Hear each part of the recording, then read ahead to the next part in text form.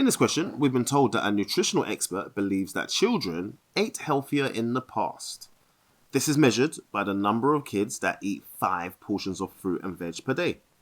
The proportion of children that ate their 5 a day was 40% in the 1950s.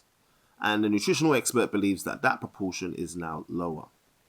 He carries out an investigation with a random sample of 15 children, and we're asked to find the critical region to test at the 10% level of significance the expert's belief. Okay, the very first thing I'm going to do is to set out the hypotheses. The null hypothesis, is that the probability or the proportion of children who are eating their 5 a day is the same as it was in the 50s. And in the alternate hypothesis, that proportion is less than it was in the 50s, so it's less than 0.4. Okay, what is the distribution we're working with? It's a binomial. There were 15 children, so 15 trials, 15 attempts, and a probability of success of 0.4. First thing I want to do is to find the expectation. So it's 6. I would expect 6 of them to be eating their 5 a day if this matched the null hypothesis, if this matched the same proportion as the 1950s. Okay, we're trying to find a critical region. At what point will I be convinced away from the null hypothesis?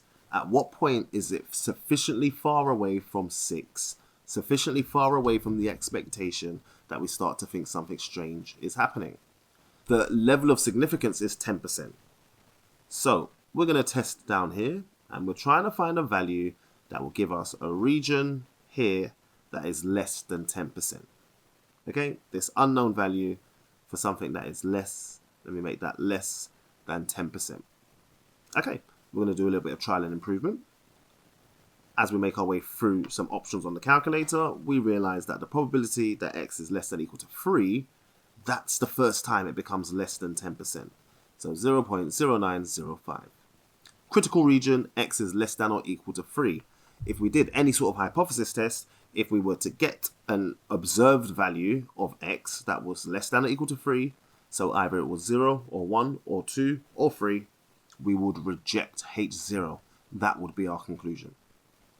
Okay, let's see how we're going to use the critical region. Well, that's part A of the question. That's all it asked. Part B asked us to state the actual significance level for the test using the critical region. If we've set out our work sensibly, we've already got the answer there. The actual significance level is the probability of achieving your critical region. It's the probability that x is less than or equal to 3, which is 0.0905. But since it's a significance level, we'll try and write it as a percentage, 9.05%. Okay, part C. We're told that 2 children ate their 5 a day. That's what was found in the sample. Can we use this to complete the test? Well, 2, that is inside our critical region.